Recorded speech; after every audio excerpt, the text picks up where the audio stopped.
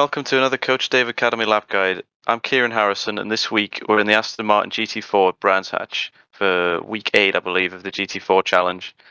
So without further ado, let's get into it.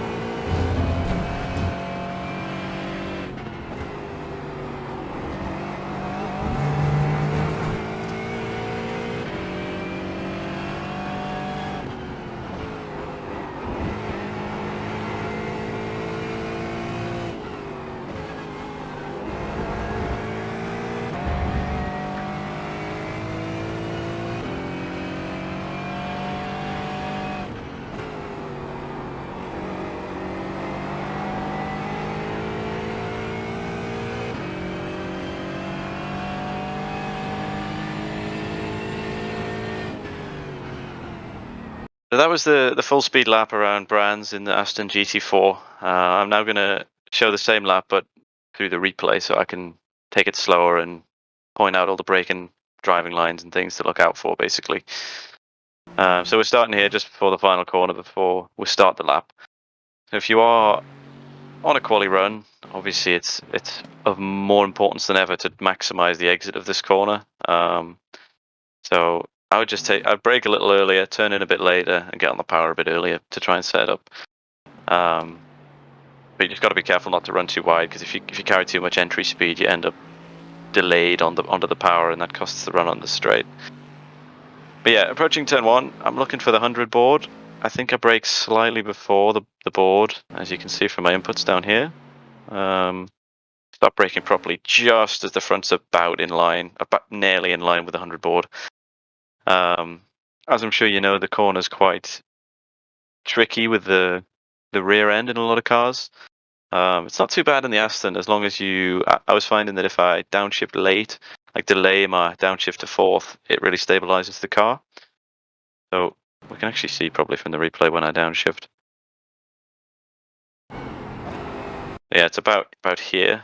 So that's quite late after I'm on the brakes. So just a nice late downshift, just to make sure it's stable the whole way. You're aiming to just miss the curb.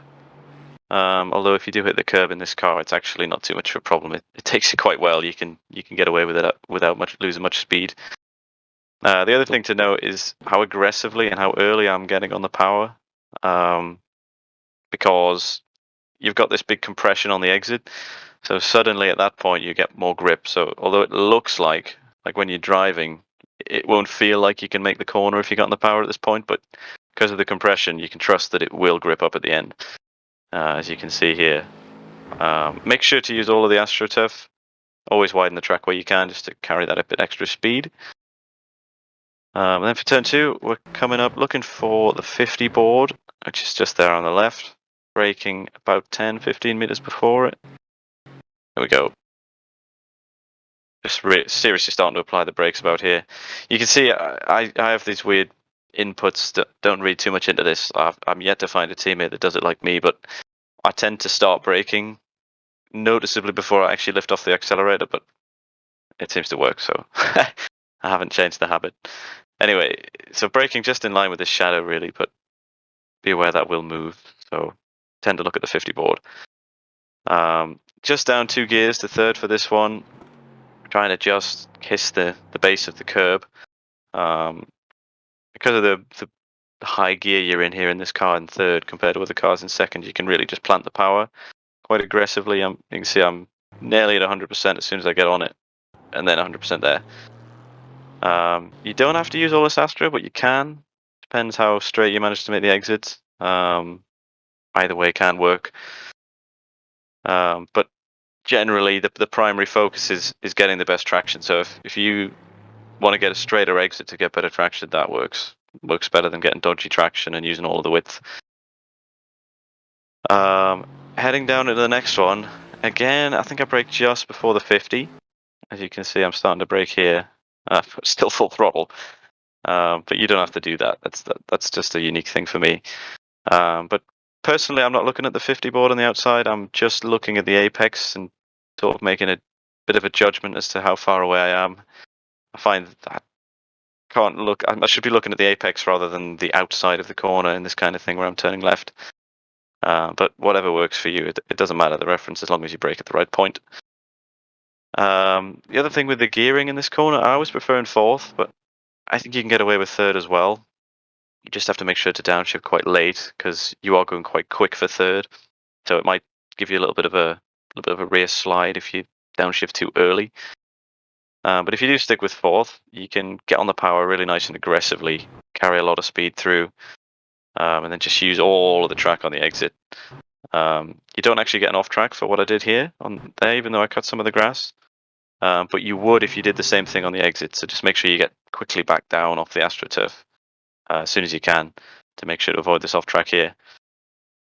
Looking at the next corner, 50-meter board is the one we're looking at again. Braking right on it. You could actually probably brake a little later and like sort of turn it in later for a late apex and a straighter exit to really fire out onto the straight. But I like to take a bit of a middle line where I'm sort of opening up the exit, but not entirely, because I find you lose maybe a little bit too much on the entry if you're really set up for the exit. But as you can see here, I remain wide for quite a long time. I'm still wide here. But then aiming for this apex here, just as the curb tightens. You don't want to hit the curb here. It's a bit too big and it really affects your traction. This was actually the corner that I was finding I had to be the most cautious on the power with to avoid the wheel spin. Just being a little bit more progressive than in the other corners with the power application. As you can see, I get to full throttle near the exit, but I'm still lifting a little. You can use all of this, but I actually think the ideal line is to use a little bit less than I did here because it's sort of off camber compared to the rest of the corner. So I think you can get a better exit if you manage to hold it just a little tighter. But then we are onto the back straight. I think this is probably the longest straight on the track, longer than the front straight. So you've got time to think about the 50 board, which we're looking for once again.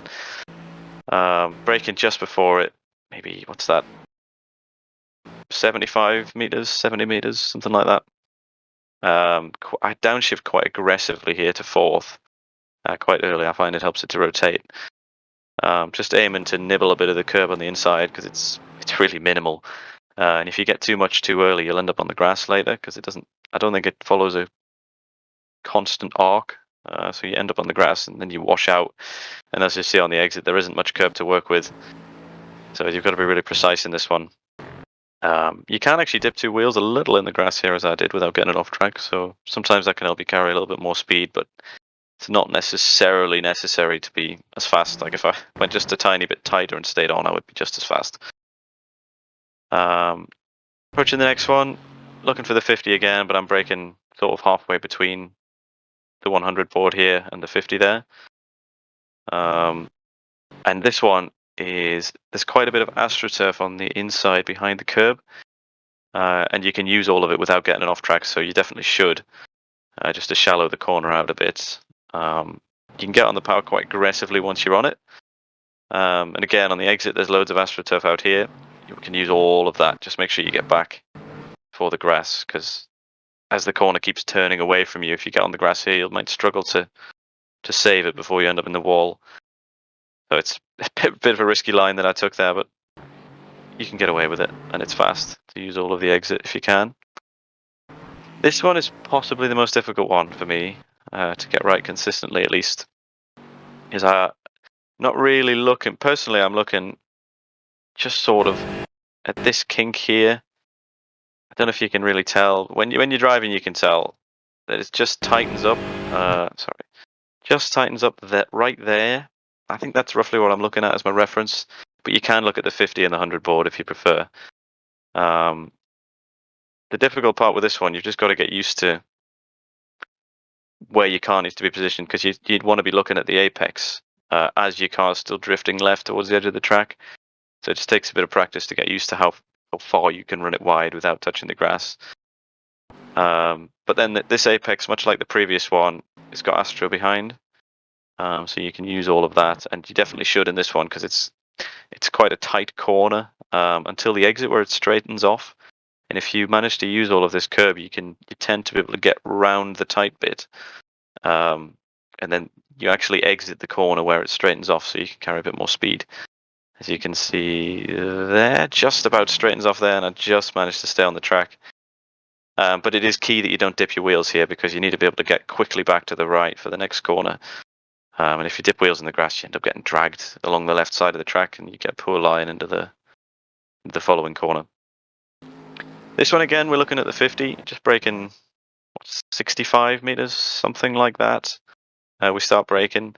It's just down one gear into third, trying to get all of the inside curb. And if you do manage to get all of the inside curb, it kind of means, because of the way the curb is, to get it, you have to take a bit of a late apex. So if you do manage to get it, you can get quite hard on the power, as I do here, because you know that you've got a nice straight-ish exit compared to if you took a shallower line. I just knew the car was going to grip up here, so I'm planting the power quite hard. And I didn't even need to use all of the exit curb, which I think is the way to go, because as you can see, the track itself is sort of cambered in towards the apex, so it gives you a benefit. It's helping you with a bit of banking, but the curb itself is flat, so you actually find if you end up on the curb that the car might push out slightly wider than you're expecting, and then you can end up in the grass. And there's quite a strict off track there, so I think it's generally better just to get a little tiny bit of the curb. Don't use too much through this one. And then all we got left is the final corner, which can be quite a scary one if you're on a good lap. It's quite tricky to get right, but we're braking. It's probably 65 meters again. We're starting to brake hard. And the key with this one, you want to kiss the apex, but you don't want to get too much, because if you get the grass is quite raised behind the curb, so it really pushes the car out wide. And because the corner keeps turning away from you the whole way as you go through on the exit, if you get pushed wider early on, you end up taking an age to get on the power, and you just lose so much time on the straight. So you kind of want a bit of a late apex, just missing the curb and the grass.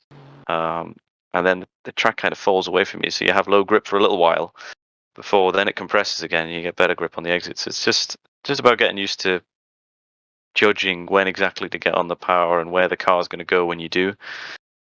Because as you can see, I'm not getting as hard on the power as I have in other corners, because then it would then you shift the weight towards the rear of the car and it'll just understeer a little too much.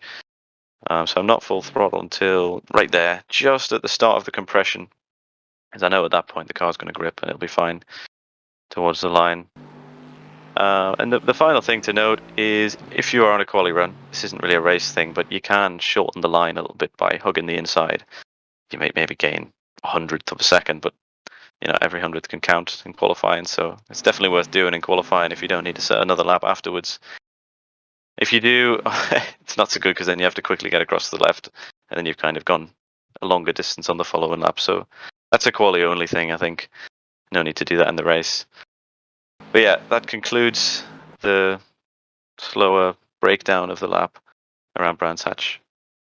So there we have it. That was the lap guide for the Aston Martin at Brands Hatch for week 8 in the GT4 challenge. The unusual thing about this car compared to the Porsche that I did in my last lap guide is you can really aggressively get on the brakes. And it's kind of the same with the throttle. You can just plant it really quite hard.